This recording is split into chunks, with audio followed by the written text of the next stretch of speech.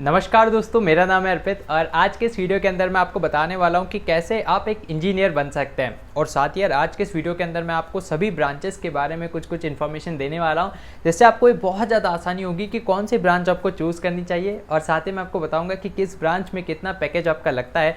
और by chance अगर आप बहुत ज़्यादा कन्फ्यूज़ हैं यार कि कौन सी ब्रांच लें, क्या करें क्या ना करें, तो फिर मैं आपको एक गोल्डन ब्रांच बताऊँगा। तो उस गोल्डन ब्रांच को आप डेफिनेटली आँख बंद करके ले सकते हैं। तो ये स्टार्ट करते हैं हमारे इस वीडियो को।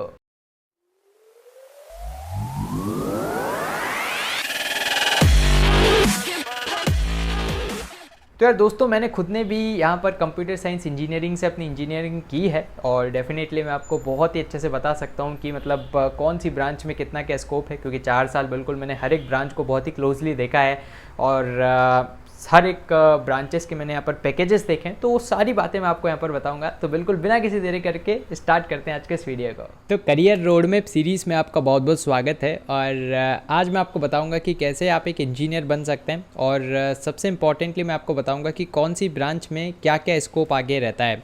क्योंकि यार आप में से बहुत सारे ऐसे बच्चे होंगे जो बहुत ज़्यादा कन्फ्यूज़ होंगे कि यार इंजीनियरिंग तो करनी है, अब PCM ले लिया है, लेकिन कौन सी ब्रांच लें और किस ब्रांच में कितना स्कोप है। अब सिंस मैं खुद भी एक इंजीनियर हूँ तो डेफिनेटली यार मैं आपको एकदम परफेक्ट वे में यहाँ पर गाइड कर पाऊँगा। तो यार सबसे पहले तो सबसे इम्पॉर्टेंट है कि आप वही फील्ड को चुनें जिसमें आपको इंटरेस्ट हो। क्योंकि अगर आपको किसी फील्ड में इंटरेस्ट नहीं है, सिर्फ आप उसके करियर प्रस्पेक्टस देख के यहाँ पर उसको चुन लेते हैं, तो डेफिनेटली यार आपको उसमें मज़ा नहीं आएगा और आप मतलब बहुत ही ज़्यादा बोरिंग से आपकी ज़िंदगी हो जाएगी। जबकि कोई ऐसी फील्ड है जिसके अंदर भले स्कोप इतना ज़्यादा ना हो लेकिन आपको उसमें मज़ा आता है, तो डेफिनेटली आप वहाँ पर बहुत कुछ एक्सप्लोर कर पाएंगे और एकदम खुश रहेंगे। So happiness in life is more important. Than इसके बाद यार इंजीनियरिंग को अगर आपको परस्यू करना है तो 2 आपके पास रास्ते होते हैं। पहला होता है डिप्लोमा और एक और होता है BTech। तो जिसमें ज़्यादा जो सेफ़र ऑप्शन रहता है और ज़्यादा मतलब जिसमें आगे स्कोप रहता है तो वो आपका BTech वाला रहता है। डिप्लोमा में ये रहता है कि जो ड्यूरेशन रहता है वो कम रहता है और जल्दी आपकी जॉब यहाँ पर से लग जाती है, लेकिन जो जॉब का पैकेज रहता है वो थोड़ा कम रहता है। बढ़ते हम आगे। और जो डिप्लोमा रहता है, जैसे मैंने आपको बताया, 3 साल का इसका कोर्स रहता है और इसको आप 10th के बाद भी यहाँ पर परस्यू कर सकते हो। तो जैसे अगर किसी को जल्दी है जॉब की, इंजीनियरिंग फील्ड में भी जाना है, तो वहाँ पर वो डिप्लोमा कर सकता है। अब डिप्लोमा के लिए बहुत सारे एग्ज़ाम्स होते हैं, ITI कॉलेजेस रहते हैं, तो इनको आप ज्वाइन करके और इस डिग्री को हासिल कर सकते हैं। मिनिमम क्वालिफिकेशन यहाँ पर ये रहता है कि बस आप 10वीं पास हो तो आपका काम बन जाएगा। एंड अगर आप आगे चलकर डिप्लोमा करना चाहते हैं मतलब 12th के बाद, तो फिर आपको वहाँ पर मैथमेटिक्स ज़रूर से लेना पड़ेगा साइंस स्ट्रीम के अंदर। देन इसके बाद BE या BTech, जो यहाँ पर आज इस वीडियो का मेन सेंटर फोकस रहेगा, तो ये 4 साल का कोर्स रहता है और इसको आप 12th क्लास को कंप्लीट करने के बाद ही कर पाते हैं। अब यहाँ पर ये कंपलसरी कि आपकी 12th में मैथ्स स्ट्रीम ज़रूर से रहना चाहिए। मतलब अगर कोई PCB वाला बच्चा है तो इंजीनियरिंग नहीं कर पाएगा, मैथ्स स्ट्रीम होना आवश्यक है। 12th को आपको पास करना है और मिनिमम क्वालिफिकेशन में आपको आके बता भी दूंगा कि मिनिमम परसेंटेज कितना रिक्वायर्ड रहता है। हालांकि आजकल तो यूनिवर्सिटी से यूनिवर्सिटी में वेरी करता है, लेकिन हाँ फिर भी एक मिनिमम जो क्राइटेरिया रहता है वो मैं आपको बता दूंगा। सो यार क्यों BTech चूज़ किया जाए, सबसे पहले तो क्वेश्चन यही है, क्यों हम दूसरा करियर ना चूज़ कर लें। तो देखो यार, सबसे ज़्यादा आसान है यहाँ पर से जॉब लेना। तो जॉब मार्केट यार बहुत ज़्यादा BTech ओरिएंटेड है और आप भले किसी भी ब्रांच में हो, आपकी जॉब आराम से यहाँ पर लग जाती है। और मैं आपको एक ब्रांच बताऊँगा जिसमें तो भाई साहब हर किसी की जॉब लगती है और अच्छी जॉब लगती है। देन फाइनेंशियल सिक्योरिटी आपको रहती है, कुछ प्रिविलेजेस मिल जाते हैं। जैसे यार भारत के अंदर अगर हम पर कैपिटा इनकम देखें तो 1 लाख से अंदर है। मतलब भारत के अंदर जो एवरेज व्यक्ति है वो 1 लाख से कम कमा पाता है पूरे साल भर में। वहीं पर अगर आप एक BTech ग्रेजुएट को देखेंगे तो उसका गिरे से गिरे कॉलेज में भी मिनिमम पैकेज 3.5-4 लाख के आसपास रहता है। तो मतलब आप भारत की पर कैपिटा इनकम से 4 गुनी तो वैसे ही कमा रहे होंगे। अगर आप सबसे घटिया वाले, मतलब घटिया तो क्या बोलेंगे, जो जिसकी रैंकिंग इतनी अच्छी नहीं, वहीं से भी अगर आप BTech कर लेते हैं तो भी बहुत ही अच्छा यहाँ पर आपको पैकेज मिल जाएगा। और मेहनत करोगे तो भाई साहब फिर उसका तो कोई अंत है नहीं, फिर तो गजब का पैकेज लगता है। देन सर्विस टू सोसाइटी, बिल्कुल आप यार समाज की सेवा कर सकते हो। जिस भी आप फील्ड में रहोगे वहाँ पर आप डेफिनेटली समाज की सेवा कर रहे होंगे। एलिजिबिलिटी क्या रहती है कि 10+2 12वीं आपके पास होना चाहिए। देन आपको 2 लाख से फिर तो इनफाइनाइट है ना। बहुत से आपने सुना होगा 1 करोड़ का 5 करोड़ का पैकेज लग गया भाई गूगल माइक्रोसॉफ्ट में, तो लगता ही है। 4 साल ड्यूरेशन रहता है। फीस यार डिपेंड करती है कॉलेज टू कॉलेज। जो गवर्नमेंट कॉलेजेस रहते हैं वहाँ पर मतलब सेमेस्टर्स की फ़ीस रहती है 50,000 और जो प्राइवेट कॉलेज रहते हैं वहाँ पर सेमेस्टर फीस करीब 3 लाख 4 लाख भी हो जाती है, तो डिपेंड करता है। देन इसके बाद अपने पास एलिजिबिलिटी क्राइटेरिया में वही 10+2 आपका रहना चाहिए। और जनरली जो एक हमने देखा है भाई साहब पूरा क्लासिफिकेशन, बहुत सारी यूनिवर्सिटीज़ के एलिजिबिलिटी क्राइटेरियाज को देखा है, तो मिनिमम 60% तो मांगते ही हैं। फिर वो डिपेंड करता है और यूनिवर्सिटी टू यूनिवर्सिटी जिसमें आप अप्लाई कर रहे हैं। देन इसके बाद कौन कौन सी एग्ज़ाम्स है जो कि आप दे सकते हैं। तो देखो यार, भारत देश के अंदर जो सबसे बड़ी एग्ज़ाम है जो कि आपको बीटेक करवा सकती है, तो वो है जेईई मेन की एग्ज़ाम। उम्मीद है आपको इस बारे में पता ही होगा, है ना। Joint entrance examination main exam, JEE main exam होती है। उसके बाद जेईई एडवांस होती है, जिससे आपको और हायर कॉलेजेस लाइक आईआईटीज़ मिलते हैं। देन इसके बाद एक बिट्स की एग्ज़ाम होती है यार, ये टॉप प्राइवेट इंस्टीट्यूट माना जाता है देश के अंदर, बिट्स पिलानी, और इसकी एक एग्ज़ाम होती है बिट सेट। तो ये वाली एग्ज़ाम भी आप दे सकते हैं, तो इससे आपको एक बहुत ही कमाल का इंस्टीट्यूट ज्वाइन करने का मौका मिलेगा। देन वीआईटी की एग्ज़ाम होती है, जेईई एडवांस होती है, और भी बहुत सारे स्टेट वाइज भी कभी एग्ज़ाम्स कंडक्ट होती है, कभी नहीं होती, तो वो आपको चेक करना पड़ेगा अपने स्टेट के अनुसार। देन उसके बाद एक एसआरएम इंस्टीट्यूट है, वो भी अच्छा है, सिम्बायोसिस है। तो ये सारे एंट्रेंस टेस्ट इनके अलग अलग होते हैं, तो आप इनको भी यहाँ पर देकर इन इंस्टीट्यूट्स को ज्वाइन कर सकते हो। लेकिन सबसे मेन है जेईई मेन वाला एग्ज़ाम, तो वो तो आपको देना ही है अगर आपको इंजीनियरिंग करनी है तो। देन इसके बाद कौन कौन से कॉलेजेस हैं, तो अगर प्राइवेट में हम देखें तो वीआईटी, एसआरएम, बीआईटी, है ना, बिट्स पिलानी वाला। फिर उसके बाद आ जाते हैं अपने गवर्नमेंट के अंदर NIT college, national institute of technology, IIT colleges and then Indian institute of science. तो ये बेस्ट कॉलेजेस हैं इंजीनियरिंग की डिग्री को प्राप्त करने के लिए। देन इसके बाद कौन कौन सी ब्रांचेस हैं, तो यार ये सबसे इंपॉर्टेंट है और उम्मीद है कि आप सभी भी यही जानने के लिए उत्सुक होंगे कि कौन कौन सी ब्रांचेस हैं। तो देखो, ये जो गोले में जितनी भी ब्रांच आपको दे रखी है ना, सारी ब्रांचेस होती हैं। Chemical, mining, aeronautical, textile, mechanical, civil, electronic, robotics, power, aerospace, then structural engineering, then industrial, marine, petroleum, है ना, प्रोडक्शन, ट्रांसपोर्टेशन, कम्युनिकेशन, एनवायरमेंटल, हर एक प्रकार की इंजीनियरिंग होती है। लेकिन जो कोर ब्रांचेस हैं जो कि आपको हर एक कॉलेज में मिल जाएगी और जो कि आपको चूज़ करनी चाहिए अगर आपके परसेंटेज अच्छे हैं तो वो मैं आपको बता देता हूँ। उनके बारे में एक एक करके हम देखते हैं। तो सबसे पहले आता है यार सबसे cream branch, computer science branch. भाई साहब, किसी भी कॉलेज में अगर आप आंख बंद करके कोई सी ब्रांच ले सकते हो तो वो है कंप्यूटर साइंस ब्रांच, क्योंकि प्राइवेट कॉलेजेस के अंदर भी कंप्यूटर साइंस ब्रांच का प्लेसमेंट बहुत ही लाजवाब है। और इसका कारण भी है, जब से कोविड हुआ है उसके बाद तो भाई साहब आपने देखा ही है, आईटी इंडस्ट्री एकदम बूम कर रही है, और उसके पहले से भी कर ही रही थी। अभी इंडस्ट्रियल रिवॉल्यूशन 4.0 चल रहा है वैसे भी, है ना। Artificial intelligence, machine learning, Python, PHP, Java, भाई साहब वेबसाइट, ये वो, हर एक कोचिंग इंस्टीट्यूट का आप देख रहे हो ऐप बन रहा है ना, स्कूल वाले ऐप बना रहे हैं। तो मतलब बहुत ज़्यादा इसका स्कोप है।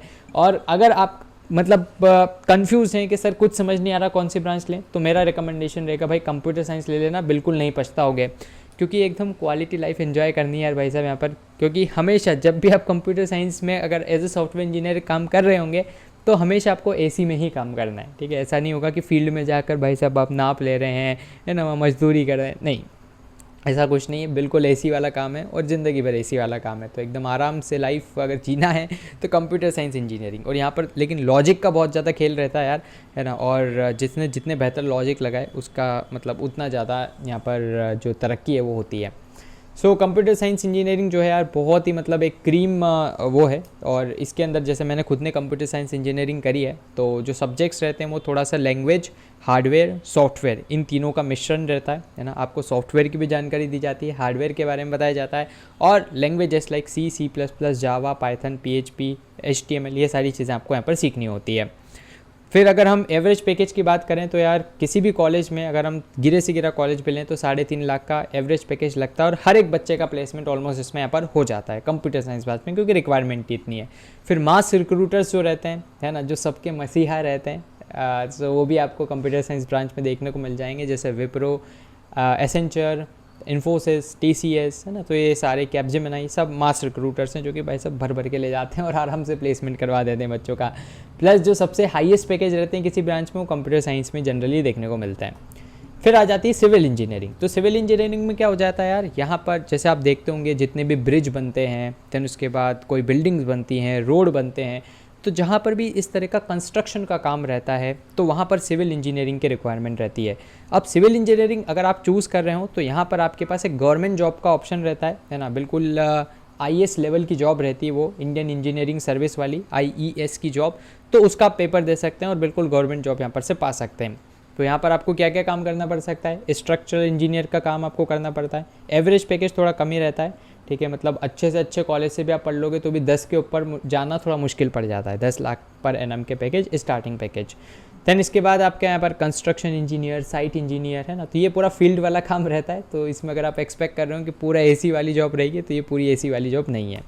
फिर मैकेनिकल इंजीनियरिंग में आपको क्या करना है, जो भी मैकेनिकल पार्ट्स रहते हैं उनका अगर डिज़ाइन है, जैसे ट्रक बन रहा है, कार बन रही है ना, देन उसके बाद गियर्स बन रहे हैं, तो ये सारे काम कौन करते हैं, मैकेनिकल इंजीनियर्स करते हैं, जिसमें मशीन्स इन्वॉल्व रहती है। तो यहाँ पर आपको नए नए प्रोडक्ट डिज़ाइन करने का मौका मिल सकता है, मशीन डिज़ाइन का मौका आपको मिलता है। दैन उसके बाद फैब्रिकेशन करना, टेस्टिंग करना, R&D करना, है ना, सेल्स वाला काम, तो ये सारे कार्य आपको मैकेनिकल इंजीनियरिंग में देखने को मिलते हैं ना। जैसे अगर किसी को बहुत ज़्यादा शौक है गाड़ियों का, तो वो डेफिनेटली मैकेनिकल इंजीनियर की तरफ जा सकता है, क्योंकि उसको मज़ा आएगा फिर ये काम करने में। और जनरली ये वाला काम भी क्या है, ये वाला काम भी आपको फील्ड वर्क देखने को मिल जाएगा इसके अंदर, ठीक है। सो फील्ड वर्क इसके अंदर बहुत रहता है। देन नेक्स्ट आती है अपने पास इलेक्ट्रिकल इंजीनियरिंग। तो इलेक्ट्रिकल इंजीनियरिंग में क्या होता है यहाँ पर, सो इलेक्ट्रिकल से रिलेटेड काम रहेगा, ठीक है। जैसे आपने देखा होगा घर में जो बिजली आती है, देन बड़ी बड़ी मशीन्स के अंदर जो पावर सप्लाई होती है, तो वो सारा काम कौन करता है, इलेक्ट्रिकल इंजीनियर करता है। तो इसमें आपको नए नए सर्किट्स के साथ काम करने का मौका मिल सकता है, ब्रॉडकास्ट इंजीनियर, डिज़ाइन इंजीनियर, है ना, तो ये सारे कार्य आपको यहाँ पर इलेक्ट्रिकल इंजीनियरिंग में करने को मिल सकते हैं।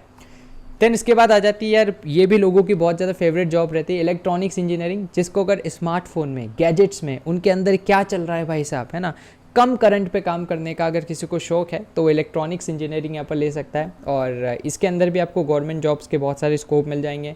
यहाँ पर आप इलेक्ट्रॉनिक्स इंजीनियर, है ना, field test engineer, network planners और टेक्नीशियंस, तो ये सारी चीज़ें आपको यहाँ पर मिल सकती है। लेकिन जो CS के अलावा जितनी भी आपके ये फील्ड्स हैं, इनमें जॉब्स इतने ज़्यादा हाईली पेड नहीं है, ठीक है। सो अगर वही मैंने आपको बोला, जैसे आपको आंख बंद करके कुछ लेना है, तो आप कंप्यूटर साइंस ले सकते हैं, वहाँ पर भाई साहब बहुत ही हाईली पेड जॉब्स आपको देखने को मिलती है। बस हाँ, आपका इंटरेस्ट होना चाहिए। मालूम पड़ा भाई इंटरेस्ट आपका ऑटोमोबाइल सेक्टर में है और आप ले रहे हो कंप्यूटर साइंस इंजीनियरिंग, तो आपको मज़ा नहीं आएगा जीवन में, ठीक है। और इतना करियर भी इतना कोई खास ग्रोथ नहीं हो पाएगी।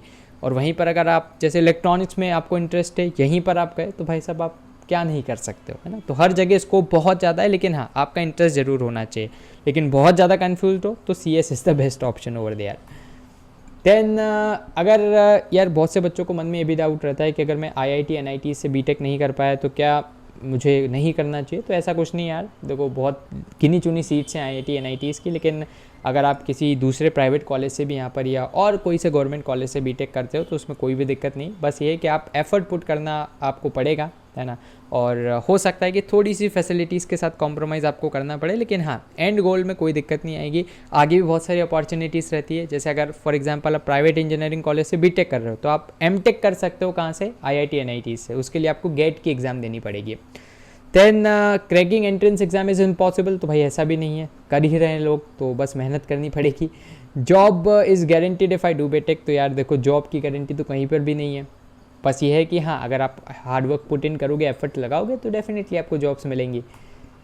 तो यहाँ पर ये था अपना पूरा इंजीनियरिंग के ऊपर, एंड उम्मीद है आपको सब कुछ समझ में आएगा। कोई डाउट हो तो कमेंट बॉक्स में बताइएगा। अभी अनअकैडमी पर यार एक बहुत ही कमाल का ऑफर चल रहा है, जिसमें अगर आप CBSE क्लास 11th का 2 ईयर का सब्सक्रिप्शन लेते हैं तो आपको 15% का फ्लैट डिस्काउंट देखने को मिल जाएगा। मतलब ऑफ है, कोई कैशबैक वैशबैक का काम नहीं, सीधा आपको बस वहीं पर अमाउंट ही ऑफ हो जाएगा। तो बिल्कुल परफेक्ट यार ये है, और आप अपनी तैयारी को एक गोल्डन एज यहाँ पर से दे सकते हैं। रेफरल कोड आप लगाइएगा APpedia, जिससे आपको 15% का डिस्काउंट यहाँ पर प्लस के सब्सक्रिप्शन पे मिल जाएगा। सो ज़रूर से इसको एनरोल कीजिएगा, एंड लिंक्स आपको सारे डिस्क्रिप्शन में मिल जाएंगे। तो फिलहाल के लिए इस वीडियो में इतना ही। मुझे उम्मीद है कि आपको ये वीडियो पसंद आएगा। अगर आपके कोई भी डाउट्स हों, सवाल या सुझाव हो, तो उसको ज़रूर से आप कमेंट बॉक्स में लिख दीजिएगा। दोस्तों आप हमारे चैनल को भी सब्सक्राइब कर लीजिएगा, क्योंकि इस समय और भी ज़्यादा मोटिवेशन मिलता है आपके लिए वीडियोस बनाने के लिए। सब्सक्राइब बटन के पास बने एक बेल आइकन को भी आप जरूर से दबा दीजिएगा, ताकि हमारे चैनल की लेटेस्ट नोटिफिकेशंस आपसे मिस ना हो। तो दोस्तों धन्यवाद। जय हिंद, जय भारत।